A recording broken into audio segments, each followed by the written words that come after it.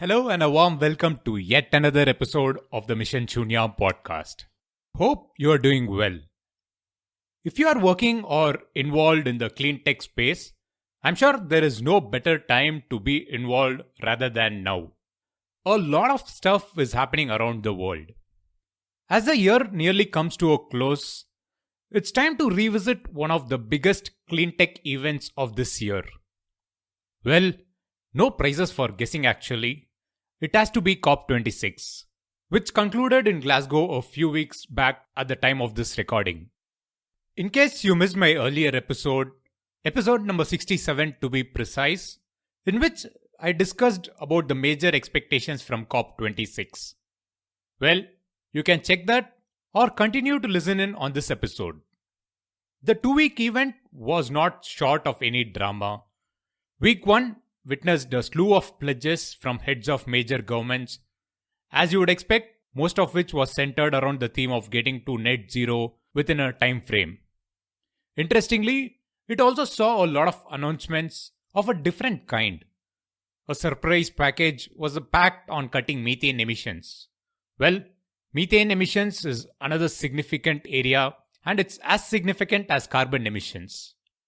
We also had a pledge to end deforestation by 2030, protecting nature, and so on. Most of which incidentally identified and aligned with the themes during the first week. As expected, the first week was all about commitments, which made the second week rather more important, and towards the end, we had the Glasgow Climate Pact. Well, the big conclusion is 1.5 degrees C is very much alive, but the pulse is very weak. The main target of 1.5 degrees Celsius temperature rise by end of the century has been kept alive, according to UK government officials who presided over the event. But other think tanks and policy experts looked at the net summary of pledges and feel that the total commitments could lead us to a 1.8 degrees C temperature rise. That's like 0.3 C more than the target. Again, in the context, the temperature rise reference is for the end of the century, so experts predict the temperature rise around the middle of century will probably cross 1.8 degrees Celsius, probably touch 1.9 and so, but towards the end it will decline.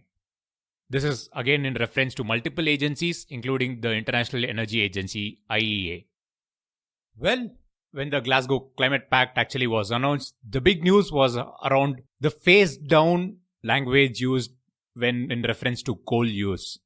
Well, again, this has been in the news for a long time now. It's actually being claimed that the Indian government was actually behind the phase down phrase, which actually replaced the phase out phase of the final Glasgow Climate Pact. But again, we should look at the positives. The very fact that coal was mentioned in a climate pact, it's itself laudable considering it has been the first time that coal was mentioned. So that's a big news.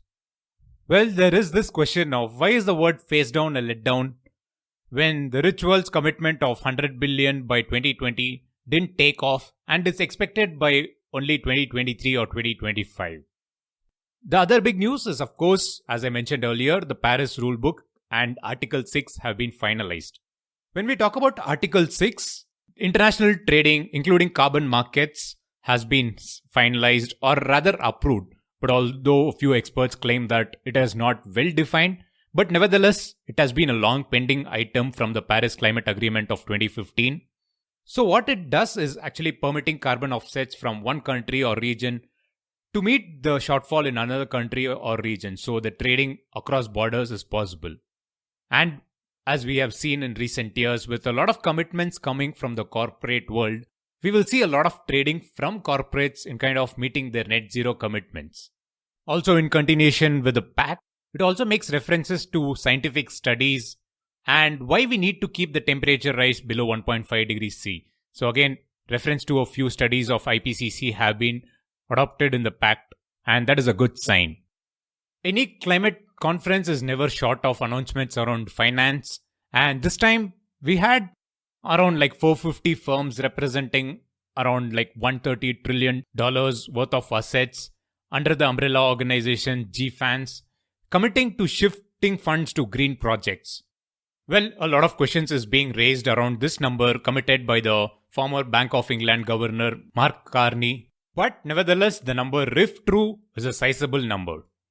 To put this in perspective, a report by the Standing Committee on Finance at UNFCCC projects that the developing world would need around $6 trillion, including domestic funds, to meet at least half of their commitments that they pledge in the INDCs. By the way, if you wonder about who is the list of countries who actually have to provide funding, well, it goes back to the list or the OECD member list of 1992, which incidentally doesn't include the modern greats or the modern wealthy nations like the Middle Eastern countries and even for that matter, South Korea.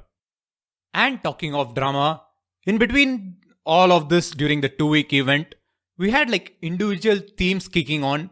Events like Transport Day, Energy Day, and even the massive Fridays for Future rally was a big success. And before we forget, in addition to the big Glasgow Climate Pact, there were also announcements and pacts related to shipping, aviation, and heavy goods vehicles. Well, of course, the language has to be tightened, but nevertheless, these were a set of first for this category of projects. So, what went missing? Well, again, a lot of experts claim Glasgow Loss and Damage Facility, that is a financial mechanism to help countries suffering from current climate change events, has not been put in place. A key aspect of fighting climate change is looking at both adaptation and mitigation. A big complaint by the experts towards the end of the pact was that it has been heavily skewed towards mitigation, in the form of investing in mobility, renewable energy, etc. But it has only one single reference in the paragraph around adaptation, that is building adaptation around like flood defenses and so on. So now that the COP26 is over and a largely successful event, so what's next at COP? We'll have an annual event in November 2022 and this time it will be in Egypt, and countries are expected to make firmer commitments, especially on the pledges. Countries are expected to declare pledges for 5-year periods, that is from 2025 and so on. So every 5-year pledge has to be around, say for example, 2031 to 2035 and so on. In line with the Paris Climate Agreement of 2015, which is now in place officially after the rulebook was finalized, we have another aspect to it, which is the first global stock taking, which will happen in 2023, and then subsequently every 5 years this has to happen according to the agreement. And the 2023 event, by the way, will happen in UAE.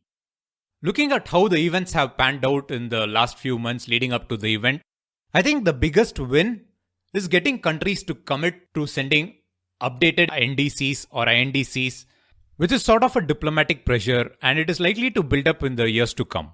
We should again remember that it is always tough for countries to come together to a consensus, while at the same time appreciate that individually they have done their part by committing to net zero. Again, a host of countries have committed to net zero now, including India, which announced that it will get to net zero by 2070 during the conference. Finally, I will leave a few links in the show notes section and on the website missionshunya.com to read more about the in-depth analysis of the COP26 outcomes. One of them will be a review from Dr. David Reiner, who was a guest on the podcast, to be specific, on episode 48. I will highly encourage you to check them to get a holistic perspective of the grand issue at hand.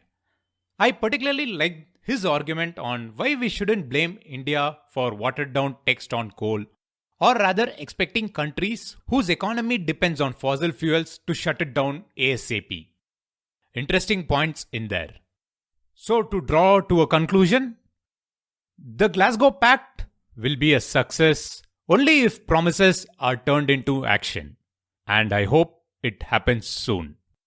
Hope you enjoyed this brief podcast. I'll be back with yet another episode in 2 weeks' time. Until then, this is Girish Shivakumar signing off. And as always, thank you for listening.